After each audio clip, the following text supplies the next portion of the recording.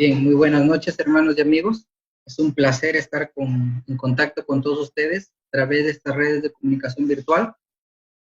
Tenemos un motivo importante, tenemos un tiempo de estudio bíblico, cuarentena, así que le damos las gracias a Dios por este tiempo especial y vamos a estudiar la Biblia, ¿no? Este video tiene como propósito dar introducción al libro de los Hechos de los Apóstoles, pero antes vamos a analizar algunos puntos importantes que ya los habíamos mencionado antes en otros estudios, pero vamos a refrescar un poco la memoria y vamos a mencionar 5 puntos importantes a tener en cuenta en el estudio exegético de la Biblia.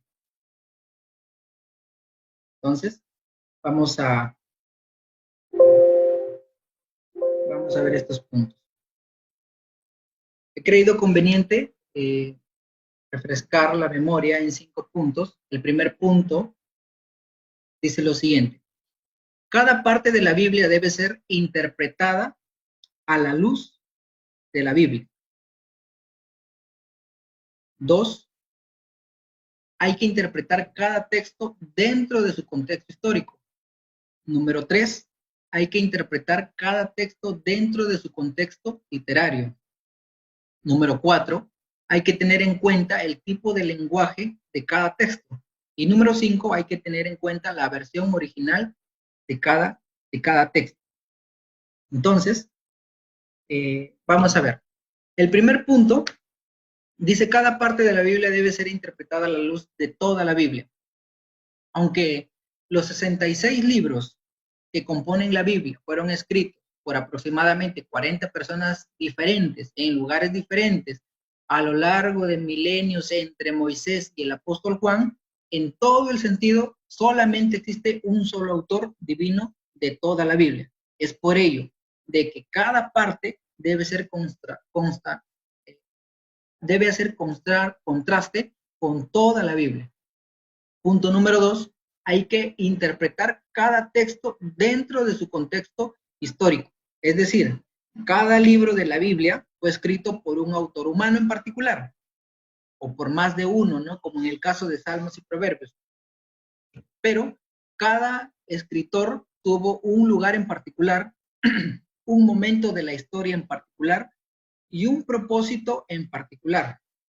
Por lo tanto, sería irresponsable pretender interpretar un pasaje bíblico sin tener en cuenta estos factores.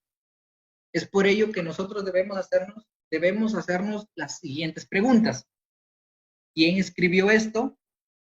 ¿Cuándo lo escribió?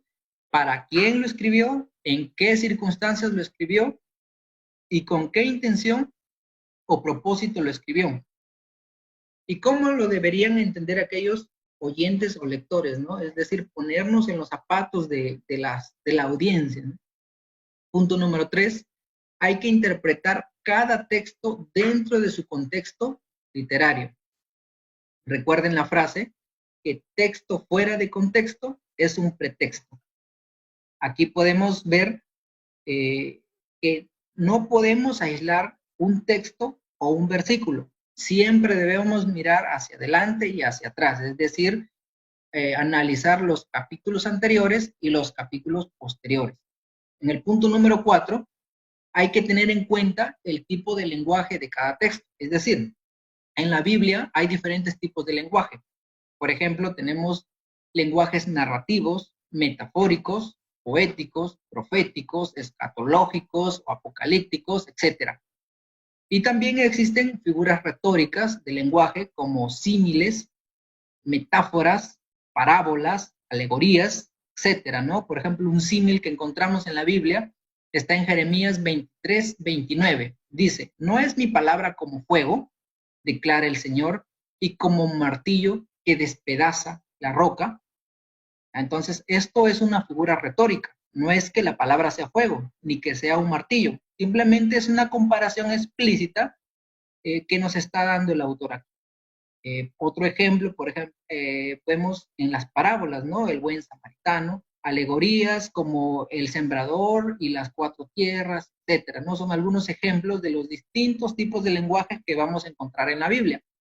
y que hay que saber reconocerlos e interpretarlos correctamente cuando los hallemos en los libros que estamos estudiando o analizando. Y como último punto, hay que tener en cuenta la versión original de cada texto. Recuerden que la Biblia fue escrita en diferentes idiomas, en hebreo, en griego, en arameo, y no está escrita ni en español, ni en inglés, ni en lenguas que hoy son más conocidas. Entonces, no toda la Biblia es igualmente clara al intérprete. Es decir, hay versículos que son muy claros al analizarlos, al estudiarlos. Sin embargo, hay otros versículos que son complicados o difíciles de entender. Y aquí podemos ver dos puntos del por qué a veces no podemos comprender. Un punto importante sería porque nuestras mentes siguen afectadas por las consecuencias de la caída, es decir, el pecado. Y como segundo punto, tenemos que ver que la distancia, tanto histórica como geográfica o cultural, existe entre el texto y nosotros. Por ejemplo, existen 1930 años de diferencia entre entre el libro de Hechos y nosotros.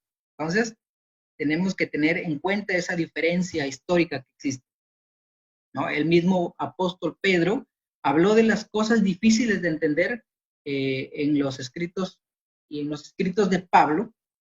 Vemos textos muy difíciles de entender. Entonces, una forma de poder comparar los versículos es no aislarlos y compararlos con otros versículos que hagan referencia a lo que está hablando. Un ejemplo sería el versículo que se encuentra en Mateo 16, 18, que ha sido causa de mucha confusión por algunos. Cito, dice, y yo también te digo que tú eres Pedro, y sobre esta roca edificaré mi iglesia, y las puertas del Hades no prevalecerán contra ella. Entonces, un gran sector de la iglesia o toda la iglesia católica interpreta este versículo de la siguiente manera, que Pedro es el fundador de la iglesia y por lo tanto Pedro tiene que tener un sucesor, a lo que conocemos como el papado. Entonces, cuando nosotros vamos y analizamos 1 Corintios 3:11, Efesios 2:20, Hebreos 6 del 1 al 2, 1 de Pedro 2 del 4 al 8, vamos a encontrar más claridad, más luz, y ahí nos vamos a dar cuenta de que el fundamento de la iglesia no es Pedro, sino que es la iglesia. El fundamento es la iglesia, ¿no? Entonces, es un punto a tener en cuenta, ¿no? La versión original y tener estos puntos claros antes de iniciar un estudio bíblico, ¿no? Entonces vamos al hecho, ¿no? Vemos para hoy día tenemos la lección número 1, que es la introducción al libro de los Hechos de los Apóstoles. Ahora, en esta introducción vamos a ver de manera general de qué trata el libro de los Hechos. Aquí nos vamos a hacer las preguntas, ¿no? Y vamos a contestarlas en este espacio. ¿Quién escribió el libro de Hechos? ¿Cuándo lo escribió? ¿Qué estaba sucediendo en ese momento de la historia cuando se escribía el libro de los Hechos? Su contexto histórico, ¿no? ¿A quién fue escrito? ¿Para quién fue escrito? ¿Y cuál es la aplicación que nos conlleva al día de hoy como iglesia, ¿no? Y la estructura y composición de todo el libro, ¿no? ¿Cómo podemos analizar toda la estructura del libro de Hechos, ¿no? Y luego vamos a ver que lo vamos a dividir en 3 apartados. Bien, entonces empezamos. Como punto número 1, tenemos el autor.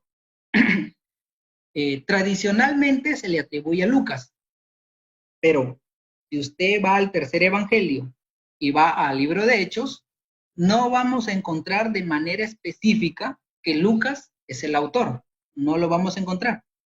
Entonces, ¿cómo nosotros podemos llegar a la conclusión de que Hechos fue escrito por, por Lucas? ¿Cómo nosotros podemos llegar a esa conclusión? Entonces, para ello nosotros vamos a analizar algunos puntos para poder nosotros también llegar a esa conclusión, ¿no? De que Lucas es el autor del tercer evangelio y del libro de Hechos. Vamos a ver algunas evidencias. Primero, la evidencia explícita. En Hechos 1:1, vamos a Hechos 1:1, ahí en sus Biblias, sigan todos ahí con sus Biblias, tengan un paréntesis, tengan su Biblia a la mano, tengan un cuaderno, un lapicero, ¿no? Si quieren apuntar algo, ahí, para que podamos seguirnos de manera correcta. En Hechos 1:1 dice, en el primer tratado, oh Teófilo, hablé acerca de todas las cosas que Jesús comenzó a hacer y a enseñar hasta el día en que fue recibido arriba, después de haber dado mandamientos por el Espíritu Santo a los apóstoles que había escogido. Eso dice en Hechos 1:1. Ahora, vamos a Lucas 1:14. ¿Qué dice en Lucas 1:14? Dice lo siguiente: puesto que ya muchos han tratado de poner en orden la historia de las cosas que entre nosotros han sido ciertísimas, tal como nos lo enseñaron los que desde el principio lo vieron con sus ojos y fueron ministrados de la palabra, me ha parecido también a mí, después de haber investigado con diligencia todas las cosas desde su origen, escribírtelas por orden, oh excelentísimo Teófilo, para que conozcas bien la verdad de las cosas en las cuales has sido instruido. Si nosotros analizamos Hechos 1:1 y Lucas 1:14, vamos a ver, número uno, que ambos libros están dirigidos a una persona llamada Teófilo, y que el libro de Hechos nos indica, nos está diciendo de que el autor ya le había escrito un libro a Teófilo.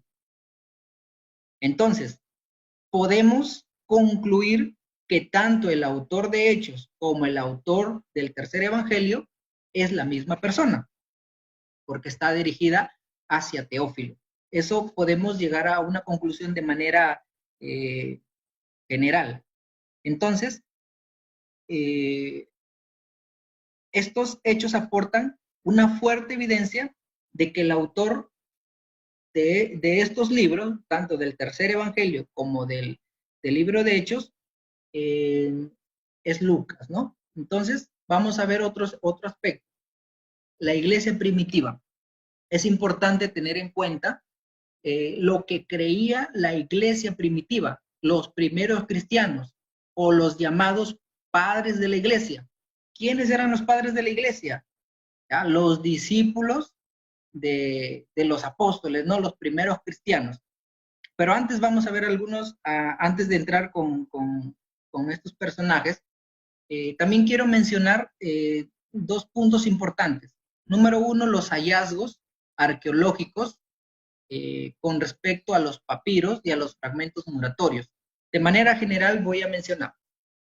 Los papiros, ¿no? Son los pergaminos donde se escribían las escrituras, ¿no? Entonces, en uno de estos pergaminos, en estos papiros encontrados, aproximadamente en el año 150 después de Cristo, encontramos la siguiente inscripción. Dice: después de la conclusión del libro de Lucas, las palabras Evangelion kata Loukan, o el Evangelio según San Lucas, e inmediatamente siguiendo estas palabras está la expresión Evangelion kata Loanan, o el Evangelio según San Juan. Entonces, estas noticias indican que el material que precede a las palabras el Evangelio según San Lucas fue identificado como el Evangelio de Lucas. Este manuscrito nos deja ya una evidencia muy temprana, desde el siglo I, que Lucas era el autor del tercer evangelio. Y por ende, esto nos apunta a llegar a la conclusión de que si Lucas escribió el tercer evangelio, lo más probable es que también haya escrito el libro de los Hechos. Ahora, los líderes de la iglesia o los padres de la iglesia, por mencionarles a dos, vamos a ver, Número 1, el padre de la iglesia Ireneo, que vivió alrededor de los años 130 al 202 después de Cristo, escribió lo siguiente. En su obra Contra las herejías, libro 3, capítulo 1, sección 1, escribió lo siguiente. Además, Lucas, el compañero de Pablo, registró en un cuaderno el evangelio predicado por este, ¿no? Entonces, Ireneo escribió en su libro que Lucas había escrito el evangelio, ¿no? Clemente de Alejandría escribió lo siguiente. Clemente vivió entre los años 150 a 215 después de Cristo y se refirió a Lucas como el autor de los Hechos en el libro 5, capítulo 12 de su Estromata o Asuntos Misceláneos, las siguientes palabras. Lucas, en Hechos de los Apóstoles, relata que Pablo dijo, varones atenienses, en todo observo que sois muy religiosos. Entonces, aquí podemos ver que dos padres de la iglesia ya daban por hecho que Lucas era el autor del libro del tercer evangelio y del libro de los Hechos, ¿no? Y esto para nosotros es una evidencia clara porque la tradición indica que Lucas es el autor del libro de los Hechos, ¿no? Entonces, teniendo en claro cómo es que se llega a la conclusión de que Lucas es el autor, vamos al siguiente apartado. En el siguiente tenemos el escenario histórico. Aquí nos vamos a hacer las siguientes preguntas. ¿Cuándo fue escrito? ¿Para quién fue escrito? ¿Y qué sucedía en ese momento de la historia cuando se estaba escribiendo el libro de los Hechos? En el primer punto tenemos la fecha. Y en la fecha tenemos dos posturas que han sido materia de debate a lo largo de la historia. Una más débil que la otra. La primera es que el libro de Hechos fue escrito después del año 70 después de Cristo. Y la segunda posición es que fue escrita antes del año 70 después de Cristo. Ahora, la mayoría de eruditos, de biblistas, de historiadores, llegan a la conclusión de que fue escrito antes del año 70 después de Cristo, por las siguientes razones. Número 1, en el libro de los Hechos no se menciona la destrucción del segundo templo. Tampoco se menciona la muerte de Pablo. Entonces, tanto la destrucción del tercer templo como la muerte de Pablo sucedieron después del año 70. Entonces, es muy difícil poder ver que Lucas no haya considerado estos dos eventos importantísimos en su libro de los Hechos, ¿no? Entonces, esto es un punto a favor para los que consideran que fue escrito después, antes del año 70, ¿no? Los que consideran que fue escrito después del año 70 llegan a esa conclusión porque hay algunos fragmentos históricos de algunos historiadores judíos que coinciden con algunas historias que Lucas relata, algunos nombres que Lucas relata y que solamente se pueden ver en esos libros. Sin embargo, muchos eruditos podrían indicar o indican que tanto Lucas como esos historiadores coincidieron con la misma fuente, ¿no? Es por eso de que se menciona, a pesar de que datan de diferentes fechas. Número 2, la audiencia. En la audiencia vamos a ver para quién fue escrito el libro de los Hechos. ¿A quién fue dirigido? Bueno, ya lo hemos mencionado en el versículo 1. Vemos claramente que el libro fue escrito para Teófilo. Ahora, ¿quién fue Teófilo? La Biblia no encontramos muchas referencias acerca de Teófilo. Lo que podemos decir es que Teófilo era un discípulo de Lucas que estaba interesado en conocer la historia del cristianismo, era un seguidor, un prosélito, posiblemente de Antioquía, que estaba interesado, ¿no?, en abundar en el Evangelio. Es por eso de que Lucas le escribe estas dos cartas, tanto el tercer Evangelio, donde le relata toda la historia de Jesús, desde su nacimiento hasta su pasión, muerte, resurrección, ascensión, y luego le relata la historia, ¿no?, de la iglesia, cómo es que la iglesia fue transmitiendo el evangelio a diferentes partes del mundo, ¿no? Cómo el evangelio se extendió no solamente a los judíos, sino a los gentiles, ¿no? Ojo, que la palabra gentil significa pagano. Entonces, eso era lo que significaba gentil, ¿no? Y para los gentiles se extendió el evangelio. Entonces, la audiencia, está hacia Teófilo.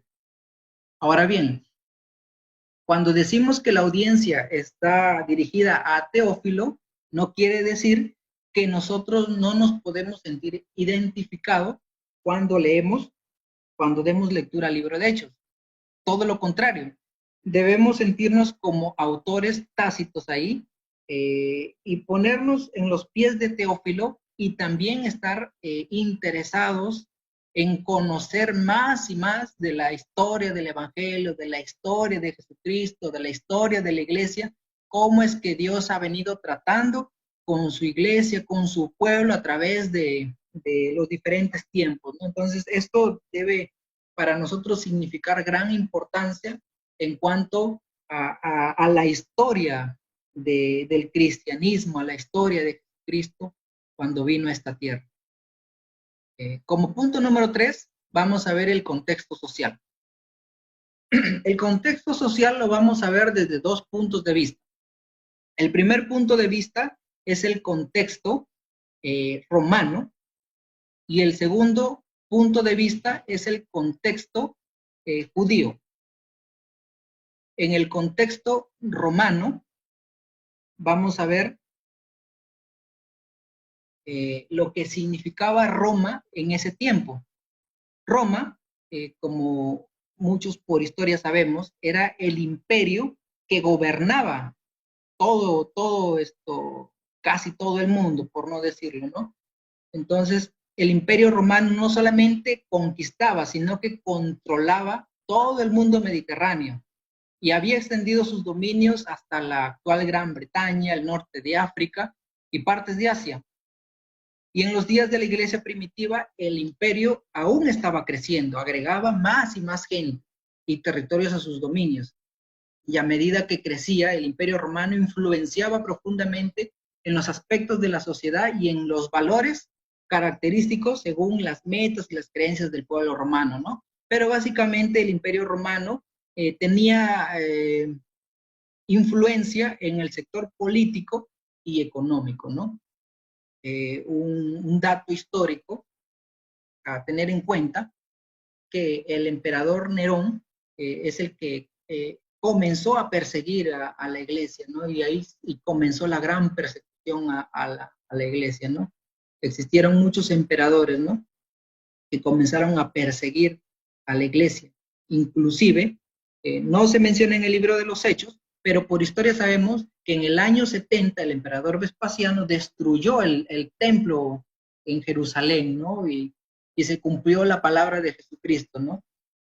Y luego vamos a ver un mapa para poder ubicar el contexto histórico de lo que estamos hablando, ¿no? Y como segundo punto está el contexto judío. Aquí debemos considerar la relación que existen entre los judíos y la iglesia primitiva. Y tenemos que destacar la profunda conexión que hay entre ellos. Y también tenemos que explorar sus diferencias fundamentales, ¿no? Hay diferencia entre el pueblo judío y el pueblo cristiano. Hay algunas diferencias que lo vamos a analizar en otros capítulos. Y también tenemos que ver que no solamente hay diferencias, sino que hay herencias en común. Y el pueblo moderno, nosotros debemos recordar que Jesús era judío, que los apóstoles eran judíos y antes que nada la iglesia misma estaba formada casi enteramente por judíos convertidos, que habían salido del judaísmo, que eran judíos, que se habían dejado sus costumbres del judaísmo y habían adoptado a Cristo como su guía, ¿no? Aceptando el cristianismo. De modo que no debería sorprendernos que en la mente de la iglesia primitiva la lealtad al Mesías judío implicaba también cierta fidelidad al judaísmo, ¿no? Por el hecho de que la salvación viene de un judío llamado Cristo, no el Mesías. Entonces, por mencionar un versículo, en Hechos 13:32, vamos a ver cómo es que la iglesia primitiva adoraba. En Hechos 13:32, ahí busquen en sus Biblias, dice lo siguiente, cito, y nosotros también os anunciamos el evangelio de aquella promesa, hecha a nuestros padres, el cual Dios ha cumplido a los hijos de ellos, a nosotros, resucitando a Jesús. Entonces, aquí vemos cómo es que el evangelio se comenzaba a anunciar y se tomaba en cuenta que el evangelio era una promesa y que el evangelio se estaba cumpliendo en ese entonces. Entonces Pablo y quienes viajaban con él se identificaban con los judíos de las sinagogas. Y no solamente se identificaban, sino que cuando predicaban el evangelio hacían referencia a los patriarcas, como a Abraham, a Jacob, a Isaac, etcétera, ¿no? Entonces, los cristianos escuchaban estas referencias y la iglesia primitiva y la comunidad judía se comprometían en común con las escrituras, eran de un solo corazón, a pesar de ser gentiles y de ser judíos. Entonces, podemos ver el contexto en cuanto a la iglesia como tal y al pueblo judío como tal, ¿no? Lógicamente, vamos a encontrar, cuando leemos el libro de Hechos, algunas diferencias que comenzaron a surgir por el hecho de que los judíos tenían ciertas costumbres que los gentiles no las tenían. Y los judíos querían obligar a los gentiles a que cumpliesen también estas, digamos, estos ritos que ellos tenían, ¿no? Que venían adoptando desde el Antiguo Testamento, ¿no? Como por ejemplo, que se circuncidaran, etcétera, ¿no? Entonces, vemos también el tema de los alimentos. Ellos aún no comprendían que Jesús había ya limpiado todo, ¿no? Entonces, ese es el contexto en cuanto al pueblo judío. Ahora, en Hechos 17, del 1 al 3, vamos a ver que se registra en las escrituras cómo es que el evangelio no se quedó solamente para los judíos, sino que fue más allá. Dice en Hechos 17, del 1 al 3, pasando por Anfípolis y Apolonia, llegaron a Tesalónica, donde había una sinagoga de los judíos, y Pablo, como acostumbraba, fue a ellos y por 3 días de reposo discutió con ellos. Y exponiendo por medio de las escrituras que era necesario que el Cristo padeciese y resucitase de los muertos, y que Jesús, a quien yo os anuncio, decía, Él es el Cristo. Aquí podemos notar que cuando Pablo iba a diferentes ciudades, habían sinagogas en esos lugares, y la iglesia consideraba al pueblo judío, los consideraba, ¿no? Porque era parte de la iglesia, ¿no? Y básicamente de ahí salió el evangelio para todo el mundo, ¿no? Entonces existe una conexión entre el cristianismo y el judaísmo. Y estas interacciones, similitudes, diferencias, las vamos a ir notando conforme nosotros vamos a ir analizando capítulo por capítulo. Siguiendo, tenemos su estructura y contenido. En este apartado, en esta parte, vamos a ver que todo el libro de Hechos lo vamos a resumir o lo vamos a poder resumir en 3 grandes puntos. Punto número 1, eso está basado en Hechos 1:8. Si le damos lectura, dice lo siguiente: pero recibiréis poder cuando haya venido sobre vosotros el Espíritu Santo y me seréis testigos en Jerusalén, en toda Judea, en Samaria y hasta lo último de la tierra. Este fue el mandato de Jesús antes de ascender a los cielos. Le dijo a sus discípulos, ustedes van a predicar el evangelio en Jerusalén, luego van a ir a Judea, a Samaria, y luego se van a ir hasta los últimos confines de la tierra. Entonces vamos a ver cómo es que este mandato se fue cumpliendo. Entonces vamos a analizarlo desde el punto de vista de Jerusalén. Bien, acá tenemos un mapa para que nosotros podamos ubicarnos en el contexto antiguo. Aquí vamos a ver un mapa de Jerusalén. Aquí, a ver, podemos apreciar el Gólgota. Aquí está el segundo templo construido por Nehemías, Zorobabel, Esdras, ¿no? El sacerdote. Por acá tenemos las puertas de acceso hacia la ciudadela. Aquí tenemos el Monte de los Olivos. Por acá tenemos la casa de Caifás, el palacio del gobernador Herodes. Y en este lugar donde estoy colocando actualmente está el muro de los lamentos, ¿no? Uno de los pocos muros que quedó en pie cuando el emperador Vespasiano destruyó Jerusalén, ¿no? El templo y todos sus alrededores, ¿no? Entonces, este muro para ellos es simbología de que la promesa de Dios sigue vigente para ellos. Aquí tenemos una vista panorámica, vista desde el Monte de los Olivos, es decir, desde este punto mirando hacia el oeste. Aquí vemos cómo es la llanura de Jerusalén, ¿no? Entonces, aquí Lucas, digamos que identificó el crecimiento del reino a través del evangelio en 4 grandes paquetes narrativos. Primero, en el capítulo 1 y en el capítulo 2 tenemos la anticipación y el derramamiento del Espíritu Santo. Aquí vamos a ver la historia antes de la venida del Espíritu Santo, cómo es dada la promesa del Espíritu Santo, la ascensión de Jesús, cómo eligen al sucesor de Judas, que fue Matías, echaron suertes y las suertes dio sobre Matías.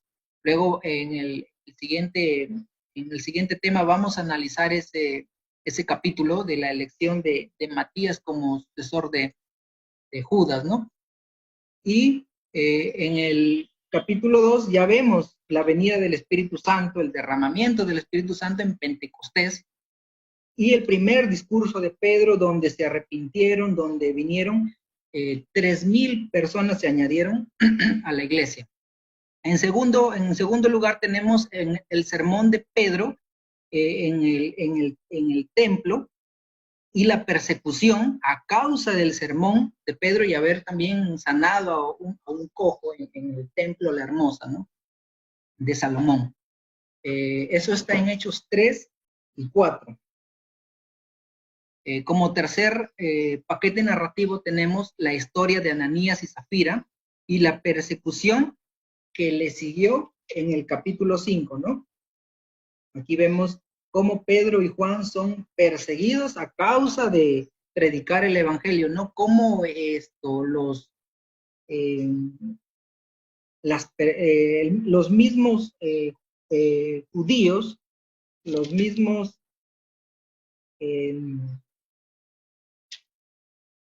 mismos sacerdotes comenzaron a confabular en contra de estos apóstoles.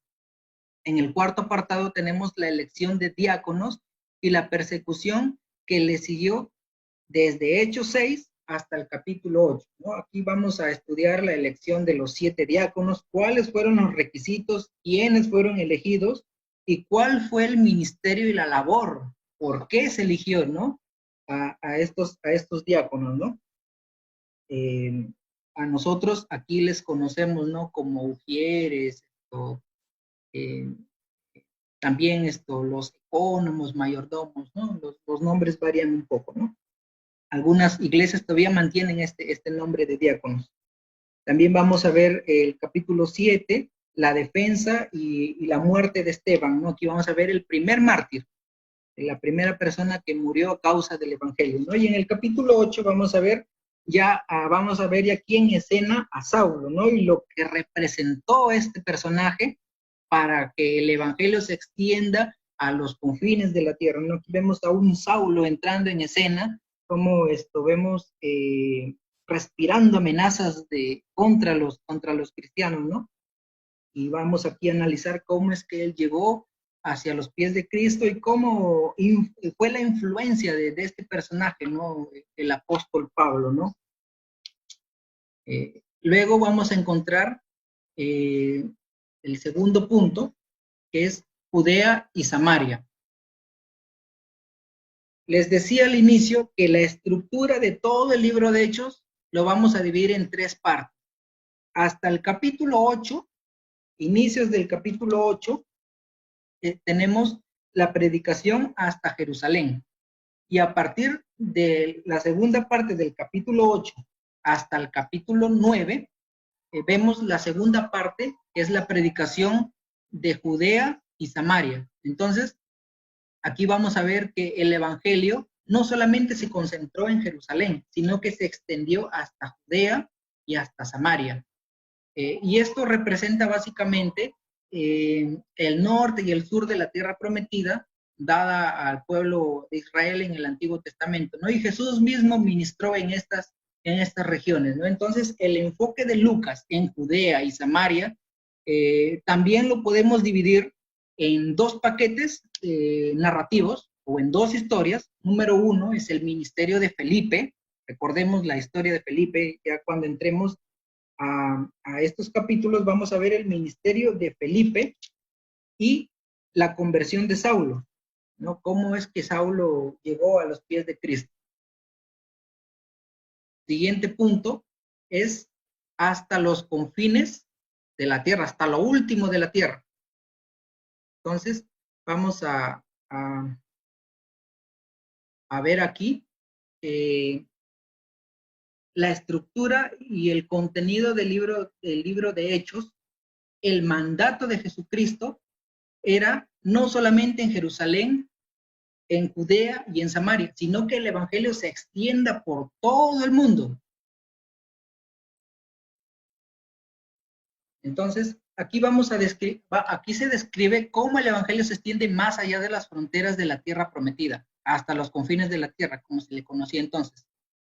Entonces, vamos a observar a detalle, cuando entremos a este punto, los 3 viajes misioneros de Pablo. Primer viaje misionero, es su segundo viaje misionero en Chipre, en Frigia, en Galicia, su segundo viaje misionero en Asia, Macedonia y Acaya, y finalmente la última porción vamos a ver cómo es su viaje desde Jerusalén hasta Roma, cómo fue su padecimiento, cómo es que Pablo anhelaba ir ante César y predicar el evangelio, ¿no? Todo esto se narra desde el capítulo 9 hasta el capítulo 12. El segundo viaje misionero desde el capítulo 13 hasta el capítulo 5 y su tercer viaje misionero hasta el capítulo 21. Entonces todo eso va a ser materia de análisis cuando comencemos a analizar los viajes misioneros de Pablo. Bien, esto en forma general es el resumen del contenido de todo el libro de Hechos. Hasta aquí vamos a dejar esta parte de la introducción. Ya en otras oportunidades vamos a comenzar a analizar capítulo por capítulo y vamos a comenzar a desmenuzar, a desglosar algunas cuestiones importantísimas para la iglesia el día de hoy. Eso es todo, hermanos, por el momento en el tema. Si hay alguna persona que está conectada actualmente y quiere hacer alguna consulta, pregunta, puede dejarla y la siguiente transmisión estaremos respondiendo todas las dudas que surjan, ¿no?